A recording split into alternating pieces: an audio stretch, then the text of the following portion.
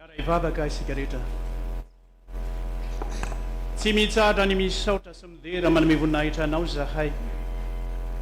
Ry Andriamanitra rainay tsara indrindro, rainay amin'ny alalan'i Jesosy Kristy ianao.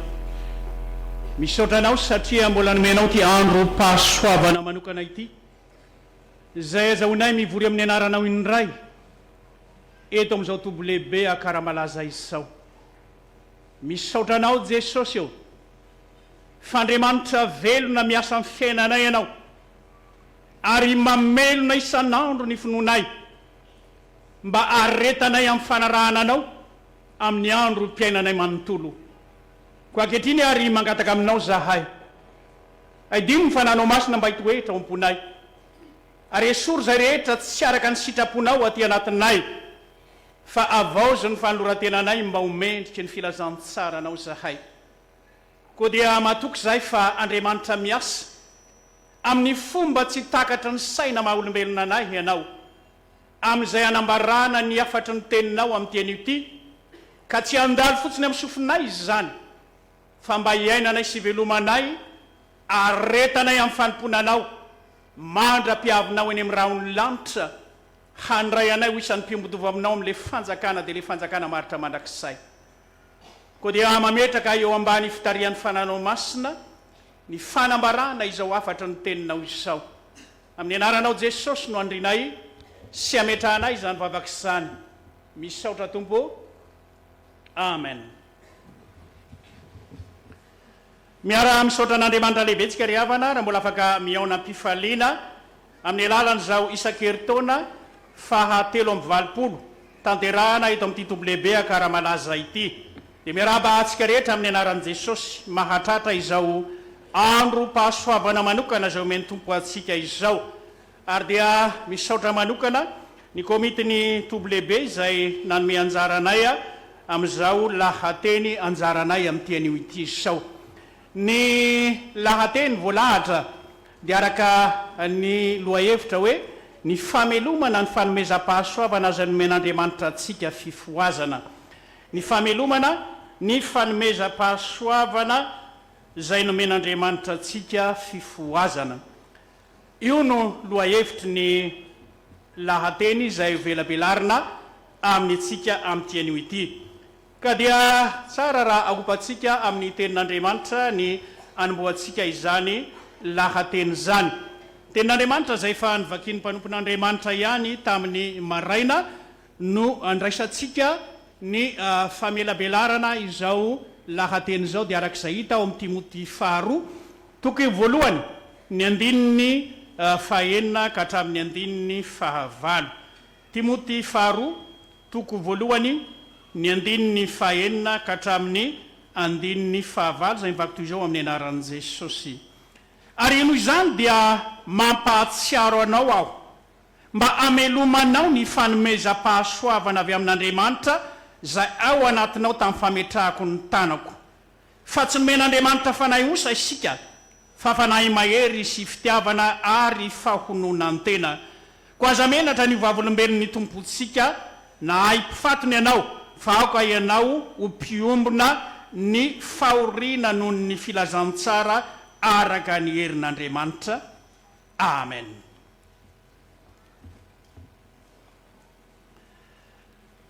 Famelomana ny fanomezam-pahasoavana izay nomen'Andriamanitra antsika fifohazana. Zay no lohahevitra banjinitsika amin'ny tian'io ity.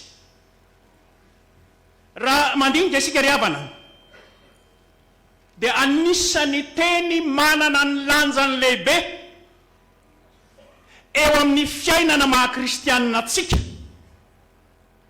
ary ambarany soratra masina mazava tokoa, izany atao hoe fahasoavana izany.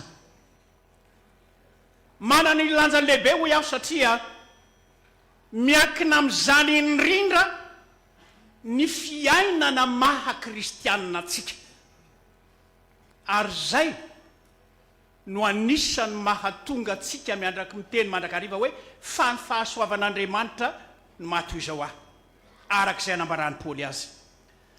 Ka raha miresaka momba n'izany atao hoe fahasoavan'Andriamanitra zany tsika, na izany fahasoavana zany amin'ny soratry Paul manokana de tena hoe napetraky Paul anana ny lanjany lehibe eo amin'ny fiainany amin'ny fanatanterahana ny famelabelarana ny tenin'Andriamanitra na ny amin'ny fitoriana ny filazantsara izany atao hoe fahasoavana zany manana ny lanja no iaho fa miverina matetika izany ao amin'ny epistily nosoratany Paul apôstôly ary anisan'ny voambolana teolojika manana ny maizy azy tokoa ao amin'ny soratra masina io teny hoe fahasoavana io ao anatin'izao famelabelarana zao ary de ho jerentsika ireto FDB ireto voalohany de ho jerentsika ny hoe ny hevitry ny hoe fahasoavana zay tena ampiasan'ny fiangonana azy ary ny faharoa indray dia ho jerentsika ny amin'ny fanomezam-pahasoavana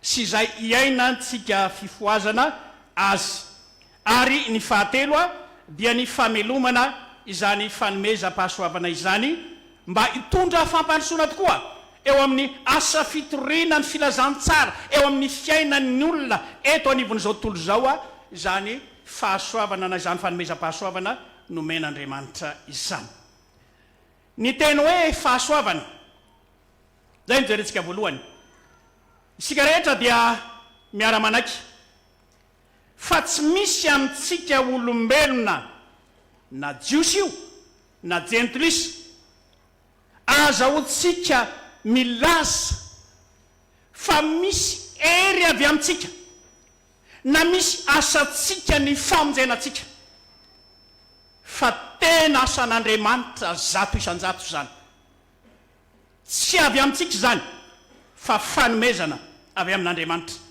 ary tsy misy antony kely akory zay isia-pamonjena eo amin'ny fiainatsika fa izany fahasoavana zany de naposak'Andriamanitra eo amintsika amin'ny alalan'i Jesosy Kristy ka tsy misy antony manokana zay ahafahantsika milaza fa noho ny ezakintsika ho iaho teo no mahatonga atsika ho voavonjy na azahoantsika miatrika an'izao isa-taona ny fifohazana izao fa ho ny soratra masina hoe fa Andriamanitra mampiseho ny fitiavany atsika fa fony mbola mpanota isika dia maty amonjy atsika Kristy Romanina 5:5 izany fahasoavana taratry ny famirapono atsika izany no ndeha ary hodiny atsika ny hevitry ka ny hevitry ny teny hoe fahasoavana ny fahasoavana dia avy amin'ny teny fototra grika hoe karis na fanomezana fakasitrahana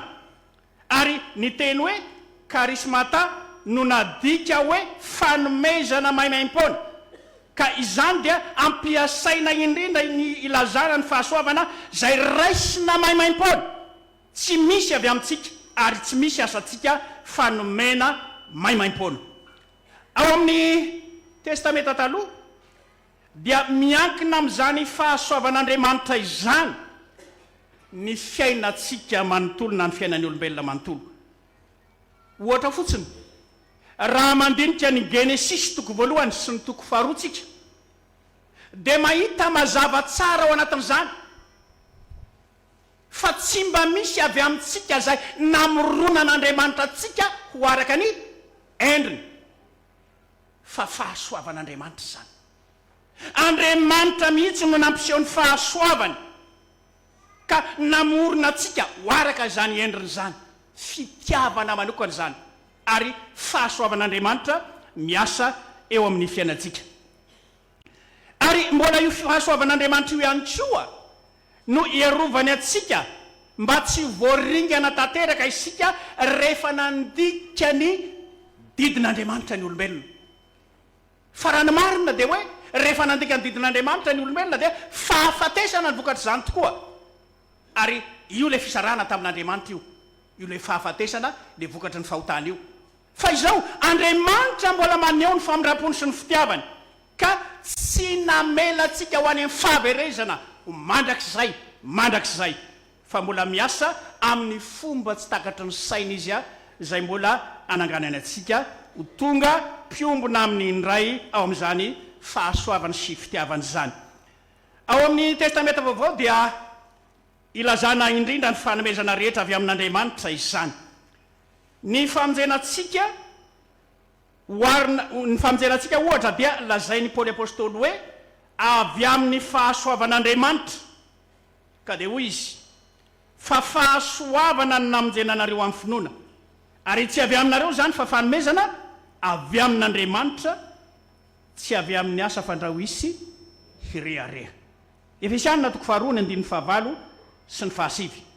Ary toy izany koa ny fahazahoana antoka ny fiainana mandrakizay dia avy amin'ny finoanan' Jesosy Kristy irery ihany, ary Jesosy dia manindry mafy izany, ka dia hoy izy hoe zay mino ny zanaka no manana fiainana mandrakizay. Arak'izany ary dia avy amin'ny Jesosy Kristy irery ihany no azahoana ny fiainana mandrakizay no ny fahasoavan'Andriamanitra, araka ny Romanina 10:10-10. Ary avy amin'izany no anoloran'Andriamanitra ny mino ny fahasoavany. Araky soratry Paoly apôstôly dia tsy ny toepon'Andriamanitra indrindra no banjinina, fa ny asan'Andriamanitra ho famonjena ao amin'ny Kristy Jesosy. Asan'Andriamanitra ho famonjena ao amin'ity Kristy Jesosy. Ka azo lazaina fa tena averimberin'ny Paoly mandrakariva ao anatin'izany fampianarany ny hoe fahasoavan'Andriamanitra, fa io dia taratry ny famindrapon'Andriamanitra sy ny fitiavany eo amin'ny fiainatsika manontolo, ary izany no anisany amafisiny Paoly apôstôly. Ka dia rehefa milaza azy Paoly dia hoy izy hoe amarinina maimaim-poana amin'ny fahasoavana isika, sy ny hoe ho an'izay miasa dia tsy saina ho fahasoavana ny karama fa ho trosa, ary koa hoe tsy mahafoana ny fahasoavan'Andriamanitra aho, fa raha avy amin'ny lalàna ny fahamarinana dia maty foana Kristy. Arak'izany ary dia tena hoe anisan'ny manamarika lehibe momba ny fampianaran'ny Paoly sy ny fiainan'ny Paoly manontolo ny teny hoe fahasoavana. Ary tsarotsika tsara fa raha araka ny fampianarana izay efa nambaran'ny mpanompon'Andriamanitra tamin'ny maraina, fa i Paoly apôstôly anie dia anisan'izay nanenjika ny fiangonana kristianina, nanenjika nyreo mpanaradian'i Jesosy, ary nanao izay fomba rehetra anakanana tsy ahatanteraka an'izany asa fitoriana ny filazantsara zany.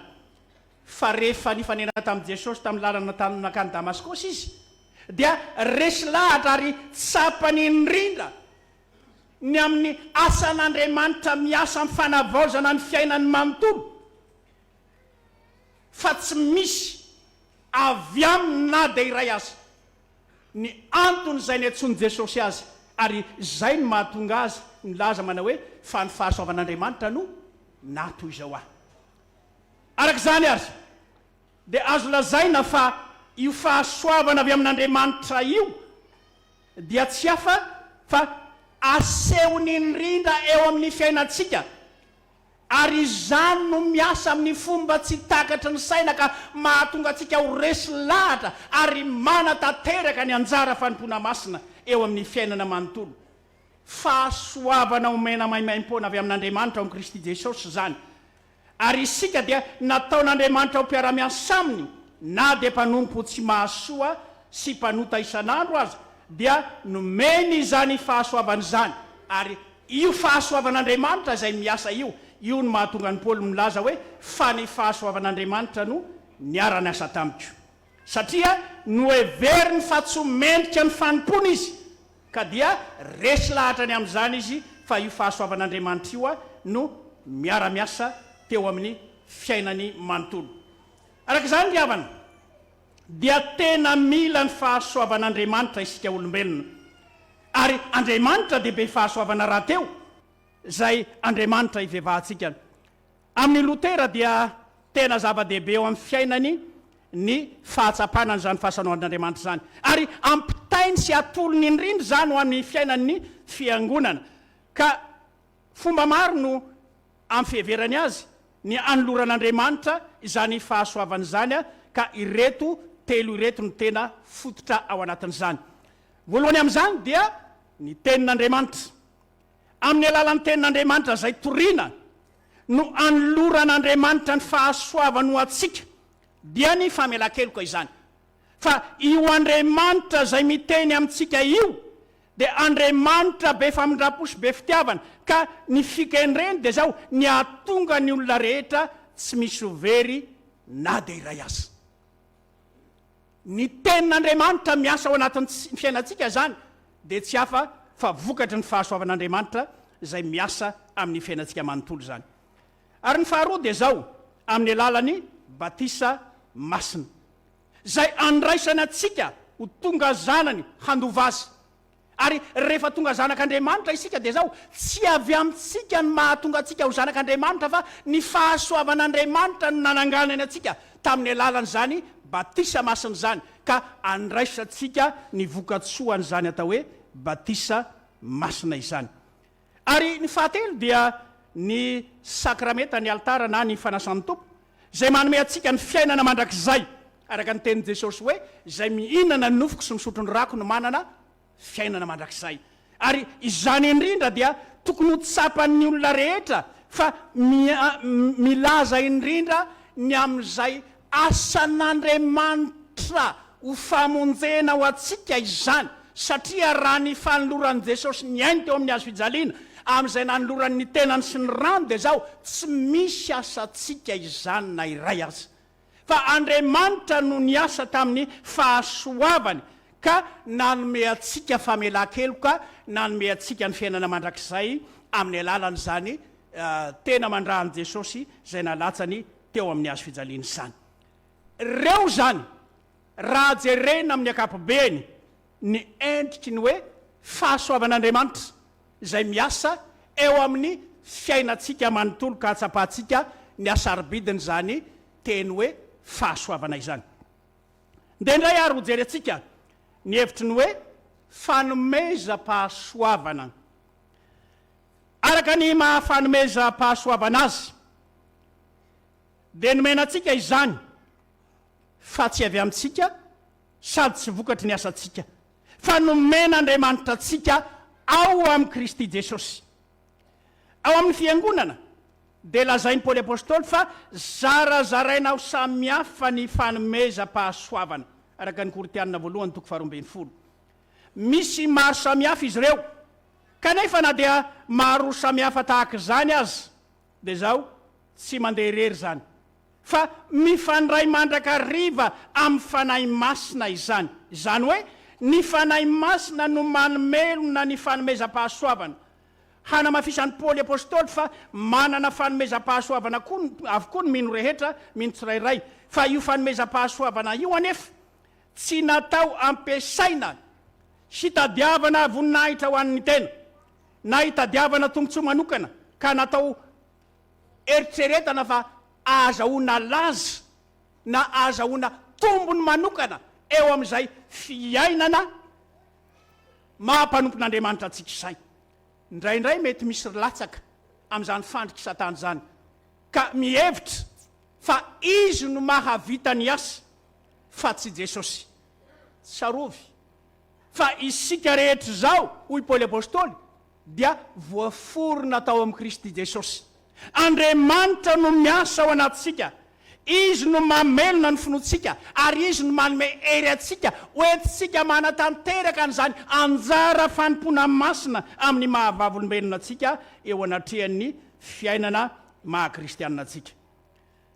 Koa ny fiantson'Andriamanitra amin'ny alalan'ny filazany tsara ho amin'ny finoanan'i Jesosy dia tsy hafa fa ny ahatonga ny olona voarafitra marina ao amin'ny Kristy ho azo antoka ny famonjena azy. Koa ny mino zay efa babony zany famonjen'Andriamanitra zany, ny mino zay resy lahatra noho zany fahasoavan'Andriamanitra zany no omen'Andriamanitra ny fanomezam-pahasoavana dia ireo zay mahafantatra tsara ny fanomezan'Andriamanitra azy tamin'ny fahasoavany ka feno fahatokiana sy fitiavan'Andriamanitra ny fiainany sady mahatsiaro ho faly sambatra miaraka amin'izy. Noho ny fahatsapany fiasan'ny fahasoavan'Andriamanitra teo amin'ny fiainany dia manatanteraka ny anjara fanompony amin'ny fitiavany izy satria Andriamanitra zay efa tia azy taloha no manendry azy ho amin'izany ka tsy ataony ambanin'ny zavatra izany fanomezam-pahasoavana zay nomena izany fa tanterahany amin'ny fitiavana sy amin'ny fahatsoram-po tokoa izany. Arak'izany dia azo lazaina fa ny olona zay mampiasa ny fanomezam-pahasoavana nomen'Andriamanitra azy dia tsy mba mizahozaho ka mihevitra fa avy aminy no avitan'ny asa fanompona fa tsy avy amin'Andriamanitra. Mila mitandrina isika fifohazana fa ny zava-misy ankehitriny dia misy tokoa ireo zay mirehareha mihevitra fa no ny aminy no nahavitana an'izao na izao fa tsy Jesosy. Betsaka ireo karazam-piangonana misy ankehitriny ary misy mihitsy zay mirehareha fa ny asany na ny fikelezany aina zay no nampandroso ny fiangonana. Raha misy mihevitra an'izany dia efa diso lalana izy, niala tamin'ny lalana marina izy ka tafavily ho any amin'ny lalana tsy izy, tsy araka ny sitrapon'Andriamanitra izany. Tsarovy ry havana fa fanomezana nomena mahimaimpona ho antsika zanak'Andriamanitra fifohazana rehetra ny fanomezam-pahasoavana ka aza mirere na mihevitra fa ianao no nahavita ny asa fa tsy Andriamanitra. Andriamanitra no miasa ao anatsika amin'ny alalan'ny fanahy masina. Ny mahasarobidi ny fanomezam-pahasoavana dia zao, izy ampiasaina amin'ny fitiavana, dia ny fitiavana ny olona rehetra izany. Tena ilaina ho fampandrosoana ny fiangonana ny fanomezam-pahasoavana ary tsy mitsahatra ny fampiasana izany ny ambaratonga rehetra ao anatin'izany fiainam-piangonana izany mandra-piverin'i Jesosy eny amin'ny raony lanitra. Ny antony dia satria ny fanomezam-pahasoavana dia natao ampandroso indrindra ny fiangonana dia ny fanitarana ny fanjakan'Andriamanitra amin'ny asa fitoriana ny filazantsara. Tsy tsara arak'izany ny fitadiavana ny voninahitra na ny laza ho an'ny tena amin'ny fampiasana ny fanomezam-pahasoavana fa ny ampirafitra ny olona ao amin'ny Kristy ny tanjona amin'izany. Izay le lazain'ny Paoly apôstôly hoe raha fatra-paniry ny zava-panahy dia izay ampandroso ny fiangonana no tadiavo indrindra. Kortianina voalohany toko 420 andininy 220. Koa satria fanomezana mahimaimpona ny fanomezam-pahasoavana avy amin'ny fahasoavan'Andriamanitra izay nomena antsika.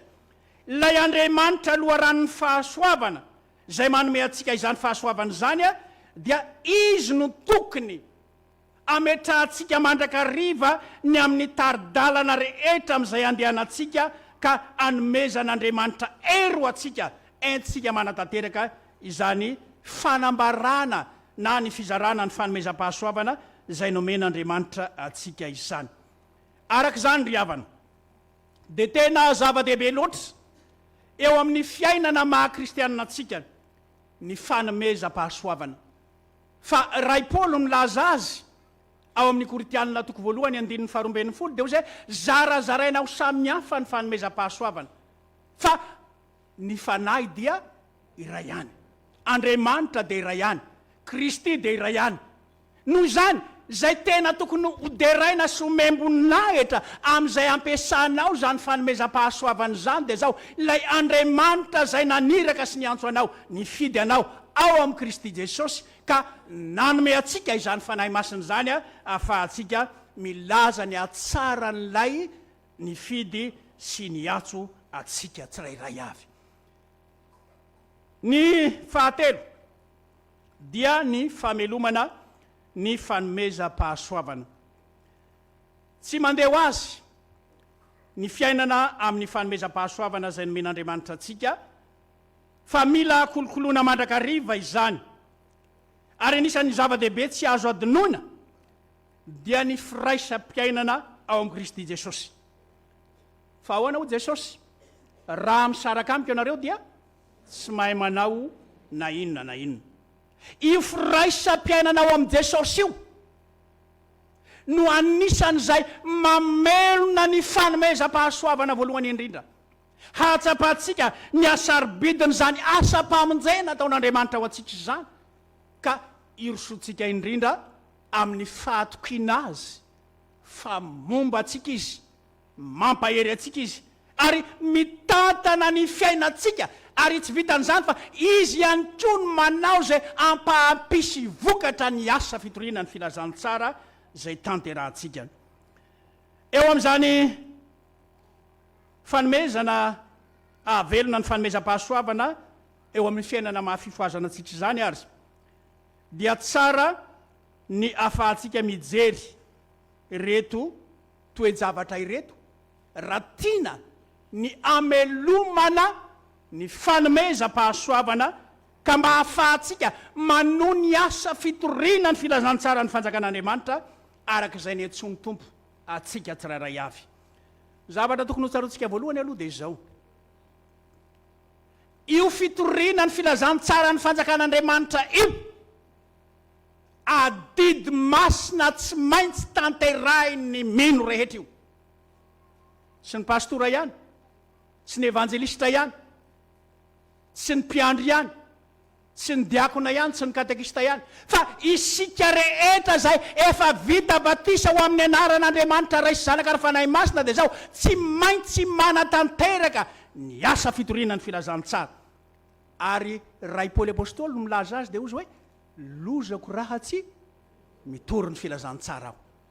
Fa ny fanontaniana mipetraka dia ny hoe ahoana ary no ahafahantsika mijoro vavolobelon'i Kristy ka tsy ombenatra amelomantsika izany fanomezam-pahasoavana nomen'Andriamanitra antsika izany. Reto toe-javatra ireto no tokony ho tsaroantsika mandrakariva. Voalohany, raha tiana ho velona ny fanomezam-pahasoavana nomen'Andriamanitra lao dia fanomezana toerana ny fanahy masina. Ny asan'ny fanahy masina io dia ambaran'i Jesosy mivantana araka ny asan'ny apôstôly toko voalohany 9:9. Fa ho Jesosy hoe fa azo hery anareo amin'ny latsahan'ny fanahy masina aminareo ary ho vavolombelona any Jerosalema seran'ny Jodia sy Samaria ary hatramin'ny farany tany.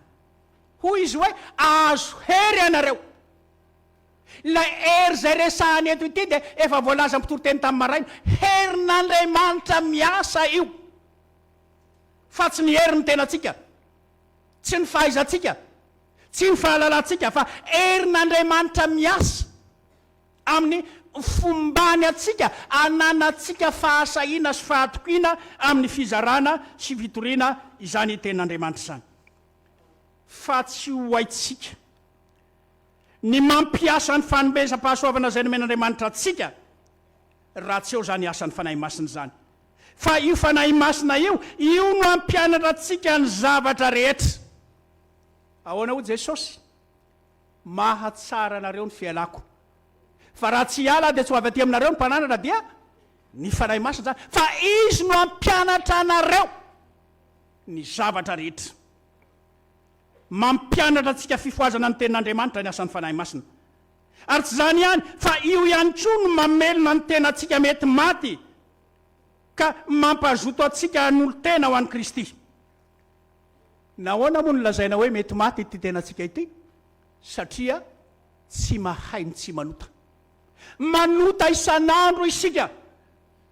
Ary rehefa manota, ny tambany ota dia fahafatesana. Ka ny fanahy masina no mamelona izany tenatsika mety maty zany, mampahatsiaro atsika izany fahotantsika izany, ary mamelona ny finoantsika ka azahoantsika mijoro vavolombelon'i Kristy amin'ny fiainana manontolo. Dinio tsara fa rehefa nahazo ny fanahy masina ireo mpanaradian'i Jesosy, anisan'izany ry Petera, dia zao say nijoro tsy natahotra na misy fanenjehana na misy zay fankalana nisy tamin'izany fotoana izany, fa tena say izy ireo zany hoe ilay fanahy masina ao anaty zany dia mahatonga ananatsika fahasahina ka mampiala ny tahotra, mampiala an'ireo fampiororona samihafa eo amin'izay fiainana maha-kristianina atsika. Ary zany no tokony ho tsaroantsika mandrakariva. Fandraindray tsika ao anatin'ny asa fitoriana ny filazantsara, rehefa misy mampiororo na misy mandrahona ny fiainantsika dia matahotra. Ary misy mihitsy aza ny sasany lasa miverindalana ka lasa manaraka ny fomba fanaony zao tontolo zao, satria tahotra sao dia ho arian'ny fiarahamonina. Tahotra sao arian'ny fiarahamonina. Dia izany no manimba ny fiainantsika. Hoy ity lehilahy anankiray rehefa resy lahatra ny amin'ny asan'Andriamanitra izy iroso amin'ny fanolorantena ao amin'ny asa mahampiandry dia izao no nataon'ny fianakaviana. Raha miditra amin'io anao dia tsy milevina mpasandrazana, tsy milevina mpasandrazana. Dia eo anao zany mieritreritra hoe inona ary ny zava-dehibe, fa rehefa mieritreritra an'izany zava izany dia tsy ilevina mpasandrazana. Dia aiza no andevenana any Antananarivo misy any feferana. Fa inona ny zava-dehibe, ianao zay tsy milevina mpasandrazana ve sa ianao tsy ho tafiditry ny fanjakany lanitra. Zany rehetrarehetra zany dia tokony ho tsaroantsika mandrakariva fa io asan'ny fanahy masina io mamelona ny fiainantsika io ka mitondra antsika ho amin'ilay tena fahasambarana mandrakizay ary anana fahasahiana amin'ny famelomana ny fanomezam-pahasoavana hitorintsika ny filazantsara ny fanjakan'Andriamanitra eo amin'ny fiainantsika izany. Ny faharoa dia amin'ny alalan'ny famankina sy fandiniana ny tenin'Andriamanitra. Akoatra ny asan'ny fanahy masina izay mamelona ny finoantsika, mitarika atsika ho amin'ny fampahiresana zao, ilaina ihany koa ny famankina sy fandiniana ny tenin'Andriamanitra. Mila mamaky sy mandinika ny tenin'Andriamanitra mandrakariva ny fifohazana raha tiana ny ahavelona ny fiainam-panompona amin'ny maha-kristianina atsika, mba ho velon'ny finoana fa tsy ho maty ara-balahy. Azo lazaina fa ny fifohazana amin'ny maha-mifohaza dia fohazin'ny tenin'Andriamanitra mandrakariva, ka mila mazoto mandinika sy mamaky izany tenin'Andriamanitra izany, satria io tenin'Andriamanitra io dia teny fiainana io, mamelona ny fiainana maha-kristianina atsika izany. Ny tenin' Jesosy arak'izay efa nambara teo dia milaza mazava tsara Jesosy raha milaza izy hoe zay miray amiko dia mamombe izy, ilazana mandrakariva izany. Fa io firaisana amin'ny Jesosy io amin'ny alalan'ny fandiniantsika ny teniny, amin'ny famakitsika ny tenin'Andriamanitra, zany no mitomba ao anatintsika, ka dia ilaina mandrakariva ny fandrenesana ny feon'ny tompo sy zay tia no lazaina amintsika tsirairay avy. Fa mba andramo ange hoe ao anatin'ny fanomponao, ao anatin'ny herinandro ianao tsy mamaky tenin'Andriamanitra, tsy mandinika ny tenin'Andriamanitra, manahoana ny fiafarana? Reraka isika. Fa ny tenin'Andriamanitra dia zao mitarika atsika mandrakariva sy mampahery atsika ho amin'ny famelomana izany fanomezam-pahasoavana izany eo amin'ny fiainantsika. Araka ny voalazan'io bolana toko faefatra andininy faharoa amby roapolo dia zao ny voalazany hoe aina ho an'izay mahazo azy ary fahasambarana ho an'ny nofiny rehetra ny tenin'Andriamanitra. No zany dia tena hoe ilaina tokoa ny fandiniana sy ny famakina izany tenin'Andriamanitra izany.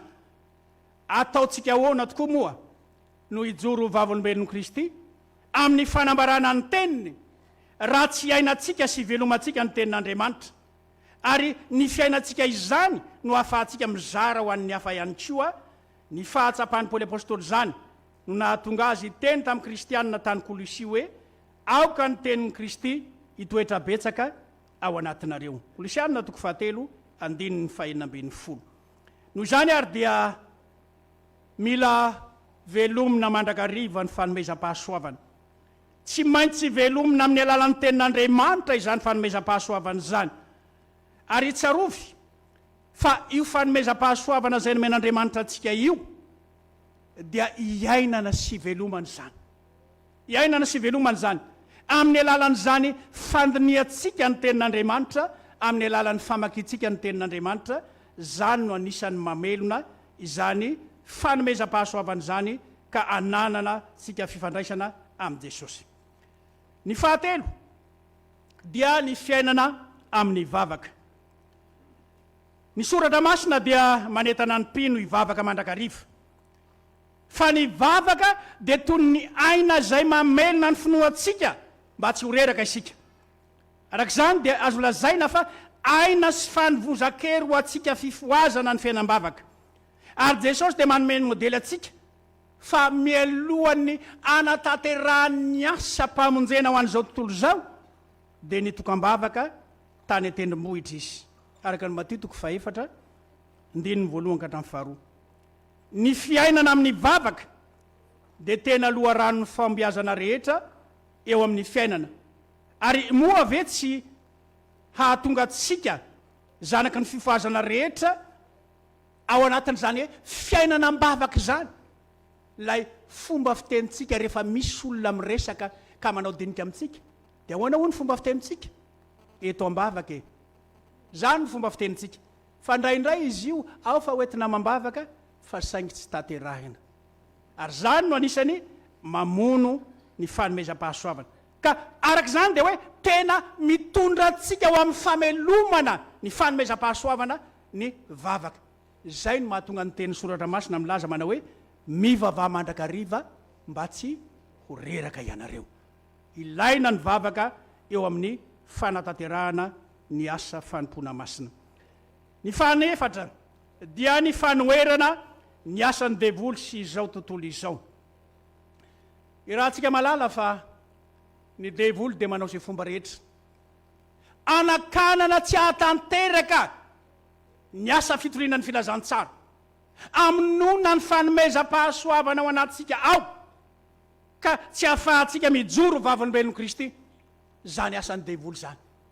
Io indrindra ny mahatonga ny tenin'ny soratra masina manao hoe koa dia maneken'Andriamanitra ianareo ary manohera ny devoly dia andositra anareo izy. Jakoba 4:7.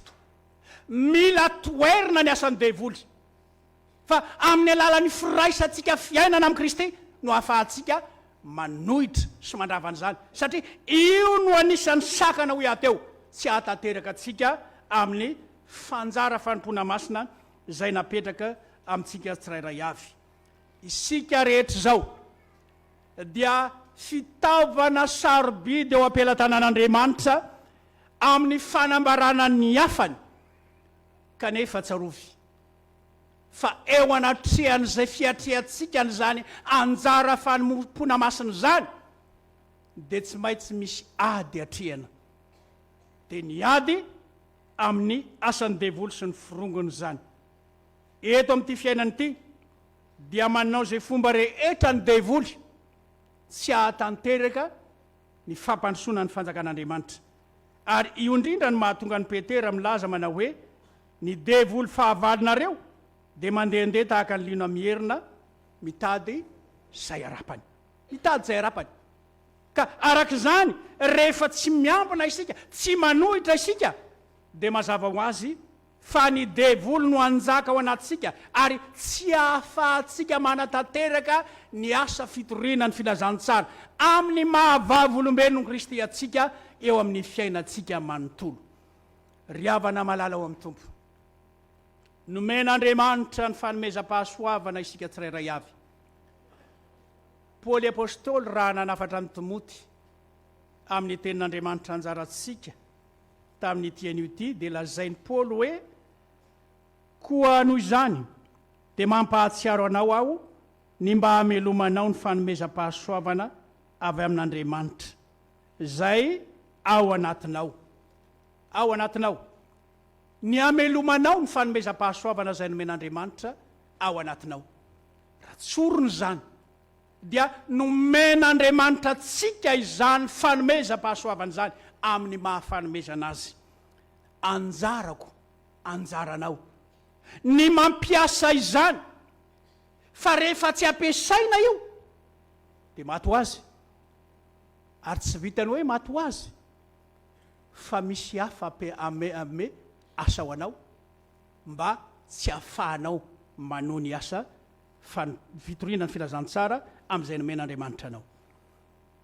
Zava-dehibe fa tena fitaovana lehibe nomen'Andriamanitra atsika ary fitaovana mahery vaika eo amin'ny fiainantsika ny fanomezam-pahasoavana ao anatsika ary rehefa tena miorina tsara ho amin'izany isika dia matoky fa io Andriamanitra zay niantso ny fidy atsika io manome toky atsika fa omba atsika izy ambara-pahatonga ny fahataperany zao tontolo zao. Arak'izany ary ny famelomana ny fanomezam-pahasoavana dia isan'andro eo amin'ny fiainantsika izany. Isan'andro eo amin'ny fiainantsika izany. Koa tsy maintsy vonoina nefa ireo sakatsakana rehetra zay tsy ahatanteraka an'izany fanomezam-pahasoavana izany eo amin'ny fiainantsika. Anisan'izany ny asan'ny devoly sy ny firongony, ny reka sy momba n'izao filany izao tontolo izao dia mila toeriny izany. Ry havana malala ao amin'ny tompo, manafatra atsika zanaky ny fifohazana ary zao famelabelarana zao, ny mba amelomatsika mandrakariva ny fanomezam-pahasoavana nomen'Andriamanitra atsika. Ary tsy tokony homena hatramin'izany isika, hoy Paoly apôstôly, fa tanterao ny fanompoanao, tanterao ny asa fitorenany filazany tsara, fa rehefa mahatanteraka an'izany isika mba anisany ho faly rehefa ho avy ny fotoana iavian'i Jesosy eny amin'ny rahony lanitra ka hiteny amintsika zay nampiasa izany fanomezam-pahasoavana izany amintsika tsirairay hoe ry mpanompo tsara sady mahatoky, efa nahatoky tamin'ny kely ianao, ho tendreko mpanapaka amin'ny be, midira amin'ny fifalian'ny tomponao. Zany tokoa ane no teny horentsika ho an'ny olona zay mamelona mandrakariva ny fanomezam-pahasoavana zay nomen'Andriamanitra azy ka maharitra amin'izany amin'ny andro mpiainany manontolo dia ho tafian'ny tompo hery isika rehefa tanterakitsika ireo toromarika zay nomena atsika tamin'ity anio ty dia ho velona mandrakariva izany fanomezam-pahasoavana izany. Dia ho an'Andriamanitra ireriany eny ny voninahitra zay fazy hatramin'ny taloha indrindra ka mbola ho azy ho mandrakizay. Mbola hivavaka isika. Misaotra anao zay ry Tompo Andriamanitra eo no ny fitiavanao sy famindraponao fanomenao ny teninao teto izahay. Atsapanay ny asarobidiny zany fanomezam-pahasoavana nomenao ho anay izany. Ny zavatra angatahana aminao anefa dia mba amelomanao isan'andro zany fanomezam-pahasoavana zany, mba tsy ho reraka andalana zahay na ho sanatria hiemotra ka hiala amin'ny fahasoavanao, fa azoto mandrakariva n'olo tena ho amin'ny fanambarana ny afatrao mandra-piverinao eny amin'ny rahony lanitra. Dia pairezo reto zanaky ny fifohazana zay tonga eto amin'ity TOBILEHIBE ty mba ahazahoan'izy ireo mamelona mandrakariva tokoa zany fanomezam-pahasoavana zay fanomenao ho anay tsirairay avy izany. Dia amin'ny anaranao Jesosy Kristy mahavonjy avy any Nazareta no andrinay sametrahanay izany vavaka izany. Misaotra Tompo. Amen.